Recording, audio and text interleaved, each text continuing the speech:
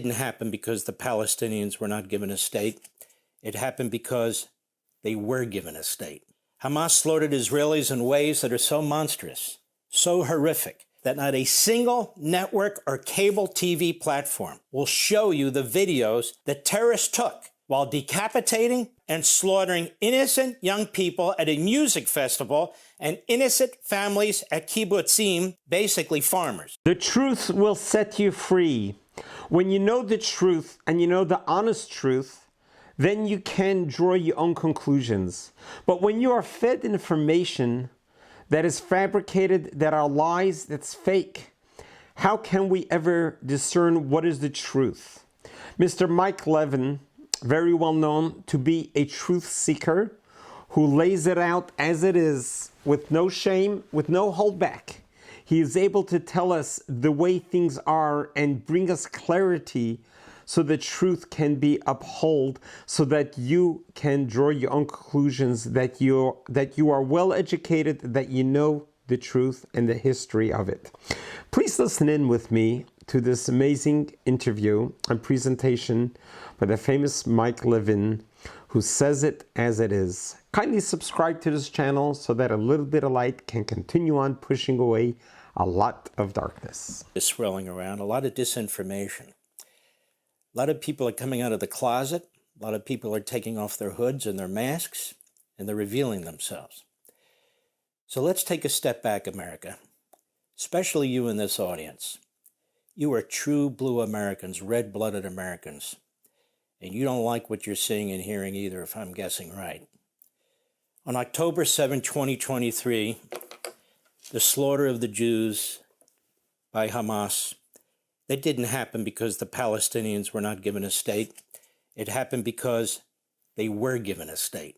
Hamas slaughtered Israelis in ways that are so monstrous, so horrific, that not a single network or cable TV platform will show you the videos that terrorists took while decapitating, gang raping, mutilating, burning alive, and slaughtering innocent young people at a music festival and innocent families at kibbutzim, basically farmers. I asked France, Germany, Britain, Spain, Ireland, Canada, Australia, New Zealand, Finland, Iceland, and the rest of them who are now calling for a Palestinian state. Why won't you show your citizens what was done on October 7th?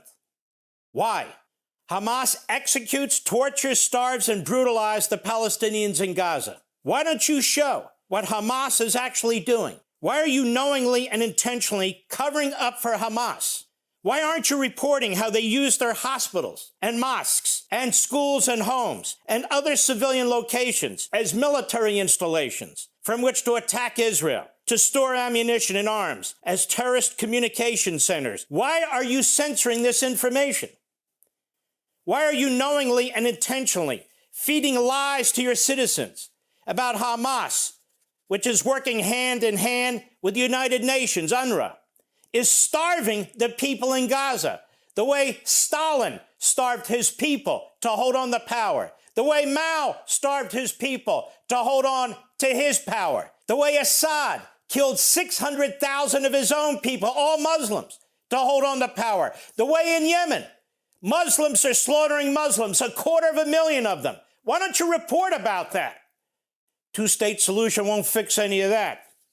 The evidence is everywhere of what Hamas is doing in videos, in photographs, in-person accounts, and so forth.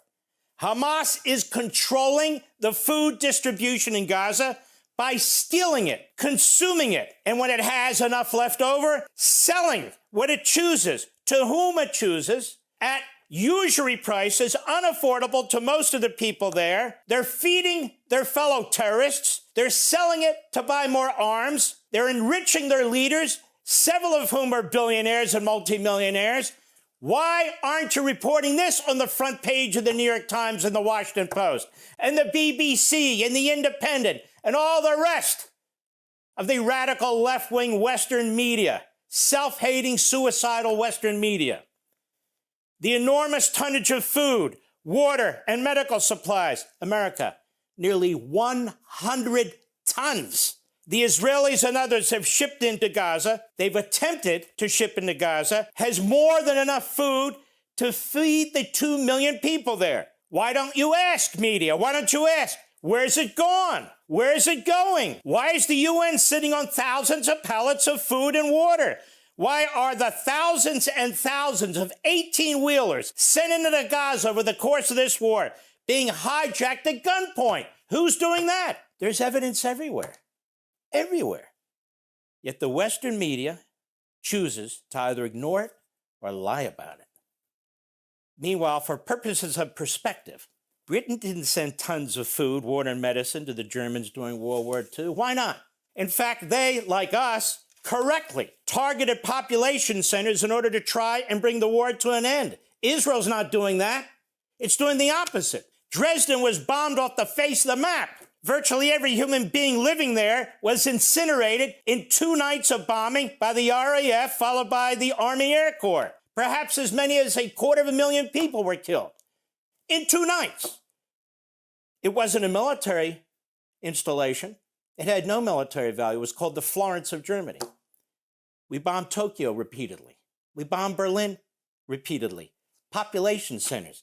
We didn't give a damn if the people were eating or drinking or medicated. We wanted that war over. There was Hiroshima and Nagasaki. They were not of military significance. We needed to end that war too. And by the way, I defend all the actions that we and our allies took. Imperial Japan and the Nazis had to be destroyed. Well, what about the modern day Nazis? The Islamists? No, apparently not. Because why? Let's be honest. Because it involves the Jews in Israel. That's why. These same quislings in the UK and France and these other Western countries, they wouldn't allow it to happen to their country. Oh, but you know what? Maybe they would. Maybe they would. No Churchill or Thatcher left in Europe, I can tell you that. But today, it's Israel that's fighting for its survival. And unlike Britain or Germany, Israel has done more to avoid civilian casualties than any country in modern history. That's according to John Spencer. Who is he? He's certainly the chair of urban warfare studies at the Modern War Institute, co-director of the Urban Warfare Project, considered the world's leading expert on urban warfare. Spencer also has pointed out that no other country in the world has fed the citizens of an enemy that is still in an active war. None. Israel is fighting Hamas.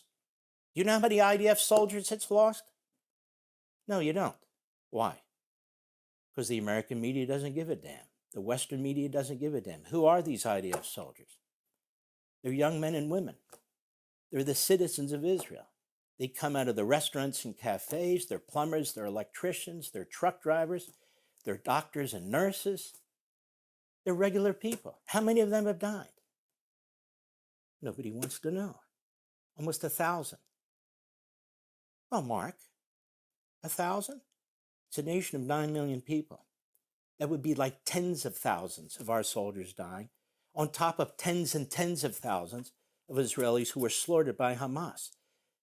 Israel is surrounded by hundreds of millions of Arabs who've got more land than they know what to do with.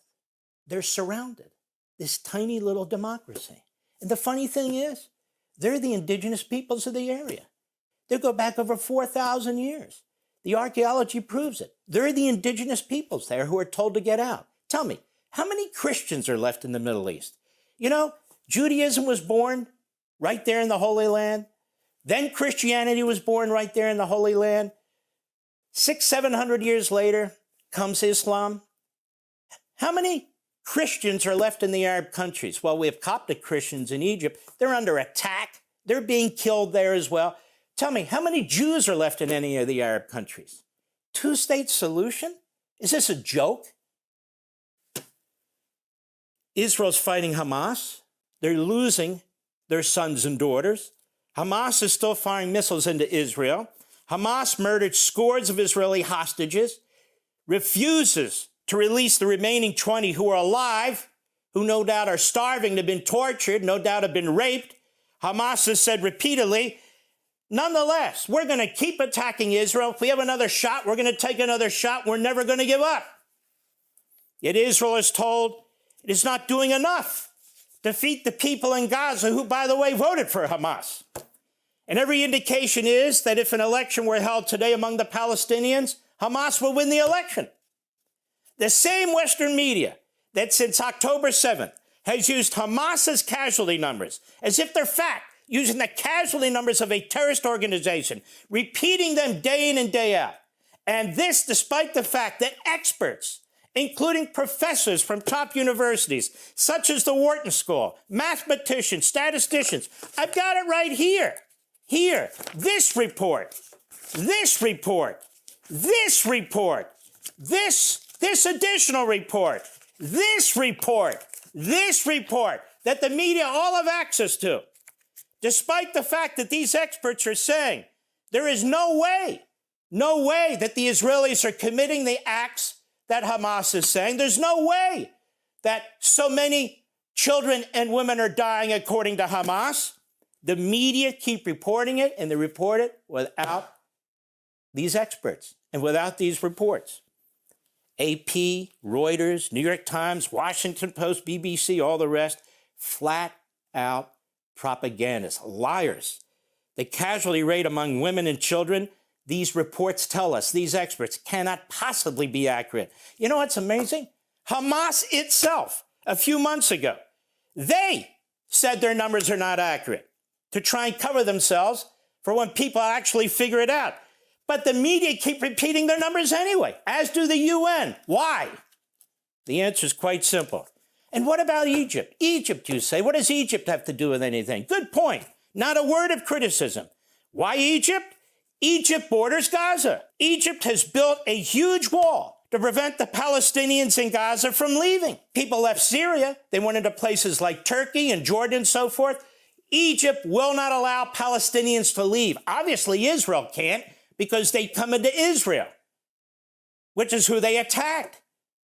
But Egypt, Arabs, Palestinians, Arabs, Muslims, no. The Egyptians refuse to allow the Palestinians into the Sinai Peninsula. They refuse to let them escape. Egypt is doing this out of internal politics, not for national security reasons.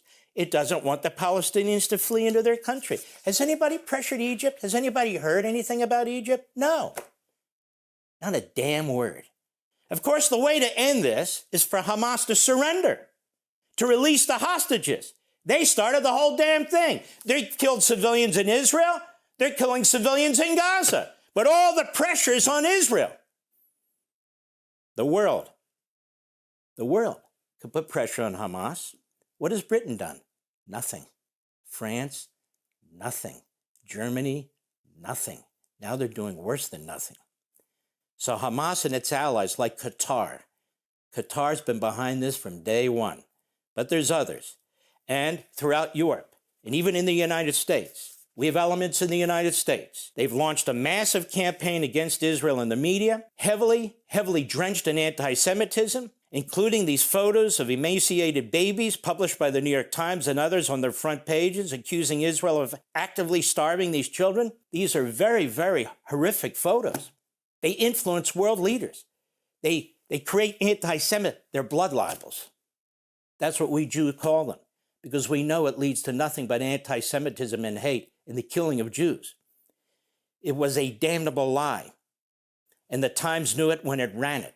That baby that it showed on its front pages a few weeks ago had cystic fibrosis. It had absolutely nothing to do with starvation. And you'll notice his mother wasn't exactly starving either. But the lie spread throughout the world, all the Western media. And the New York Times said, I guess we better fix this.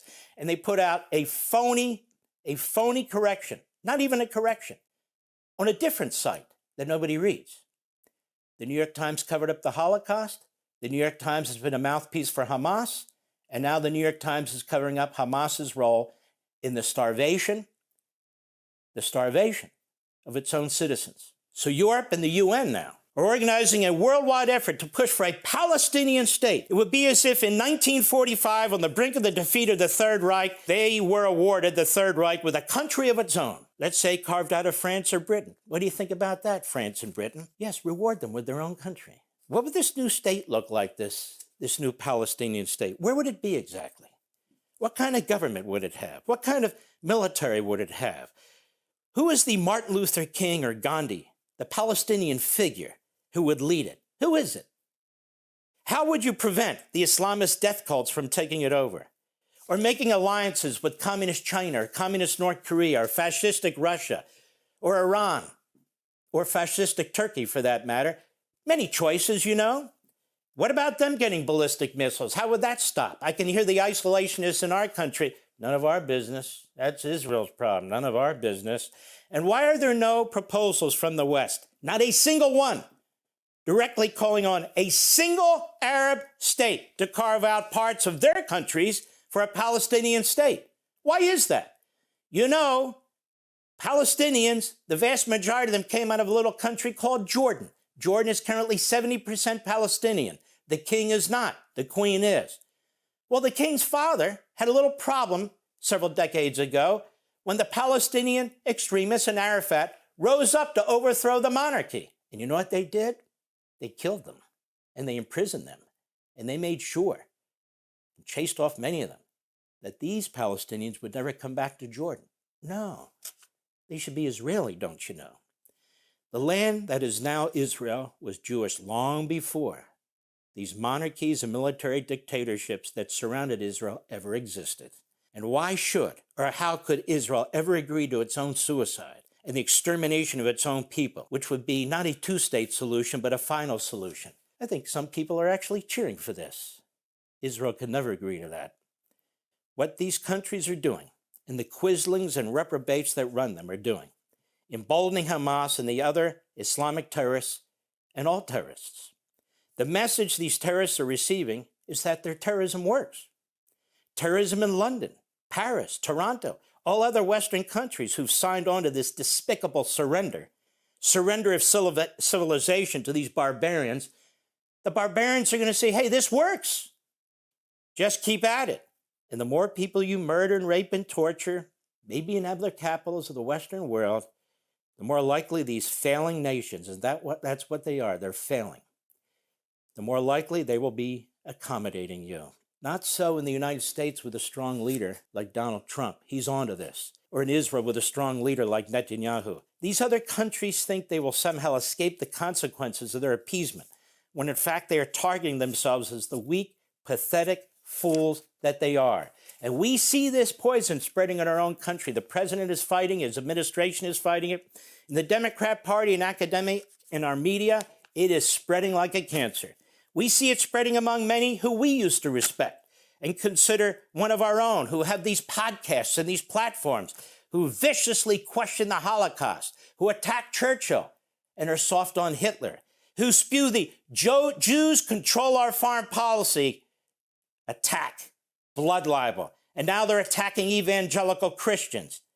Yes, and they're getting rich doing it. Look who's the Democrat nominee for mayor in New York, a Marxist, Islamist, Hamas-supporting demagogue. The Democrat Party leadership, Jeffries, Schumer, such quislings, they won't even denounce him. Just as the Republican leadership won't denounce the Jew-hating podcasters who narcissistically call themselves influencers. Thank the good Lord for Donald Trump and the righteous Gentiles. You are speaking out and standing up to this. You understand what's at stake. Two-state solution. You see, a Palestinian state will fix everything. Well, I have a little graphic of Africa here from the African Center for Strategic Studies. Christians in Africa are being slaughtered by the same Islamists. In Mali, in Burkina, in Niger, in Nigeria, in Cameroon, in Mozambique, in Chad, in Somalia. Wow. So if you give the Palestinians a state, this will stop? We're talking about radical Islamism here. We're talking about terrorism here. Here we have this from a French think tank of all places. Between 1979 and April 2024, they say we recorded almost 67,000 Islamist attacks worldwide. These attacks caused the deaths of at least 249,941 people. How will a Palestinian state fix that? Then I have another one. In Syria, the Syrian civil war killed more than 528,000 people. They believe over 600,000. The Syrian Observatory for Human Rights said. Those are Muslims slaughtering mostly Muslims. Wow. It's got to be the Jews in Israel. It's got to be Netanyahu, no? No. Then in Yemen, right now, according to the United Nations of all places, Over 150,000 people have been killed by the Houthis, Islamists, who back Hamas, who are backed by Iran. Muslims slaughtering Muslims, as well as estimates of more than 227,000 in addition, who've died from ongoing famine and starvation. Have you heard anybody talk about this? The reprobate who runs Britain, the coward and weasel who runs France, and all these failing Western countries? Have you heard any of them? How about your favorite podcasters? Have they gotten off their fat asses and have they talked about any of this? I don't think they have. And I haven't even mentioned China, which is slaughtering the Uyghurs. And by the way, Christians and Tibetans, maybe they deserve a new country too. Yeah, we know exactly what's going on here. The fact of the matter is this is a battle between the Marxist Islamists and the West. And other than the United States, we have a real leader in the state of Israel and a few other countries, in Argentina and so forth. The West is losing. In fact, the West is surrendering. In fact, the West is undermining those leaders in those countries who know what's going on and are fighting back. And the way he put it is very clear, to know that there is darkness and light, evil and good. Those are the wars we are facing with. But we need to also appreciate and understand that God in heaven is witnessing everything. God in heaven is with us through this journey. And God promised us that there is going to be the Messiah. God told us that there's going to be an end to this suffering. If we look in the book Isaiah, chapter 53, where God says clearly, where Isaiah is prophesying that God will provide us a world with peace, that a descendant of King David will rise up and is going to introduce a new era, a time where there's not going to be any more hatred or jealousy, a time where there's not going to be any more wars between people. Even the animals would work together as the lion and the lamb would be together. Even a child will be playing with an asp. And it's just a vision of utopia, a vision of a perfect world. Well, we are getting very ready for that, because the darkest time before dawn is when dawn is about to happen. So we are facing some very dark times now, but we need not despair, but rather recognize that these dark days are the days that's about to be at the crack of dawn with the coming of the Messiah. The concept of a Messiah began from the Jewish religion. The idea that the world was created in 6 days and rested on the seventh, the same thing, the world has been created to be a world of 6,000 years. At the year 6,000 is when the world would reach its perfection. We are now in the year 5,785. So we're very, very close. 215 years left until we're going to be witnessing the completion. But we don't have to wait that amount of time. We are ready right now to usher in the Messianic time. Obviously, the Messiah has not yet arrived, at least the Jewish Messiah, because when the Messiah arrives, we're not going to have a world like we have now. We're going to have a world where there's going to be peace, a world where God would be revealed, a world where everyone is going to recognize the one God and everyone's going to worship one God. We're all going to live together and respect each other and love each other, and evil will be eradicated. It's very hard for us now to fathom that. While we know that Hamas is torturing our hostages, we know that Iran wants to proclaiming death to Israel, death to America. We know that we have anti-Semitism is the highest it's been since in the 1930s. So it seems to be that we're in the darkest of times. But we need not despair. We need to realize the darker the times are, the greater the bright is going to come. When there's darkness, we bring light, and light pushes away darkness. A little bit of light pushes away a lot of darkness. So each one of us has the ability to do random acts of goodness and kindness in our own way, bring light into the world, and your light will definitely push away a lot of darkness. Let's pray, and we hope that we see the revelation and the coming of Messiah speedily in our days. Amen. God bless you. God loves you.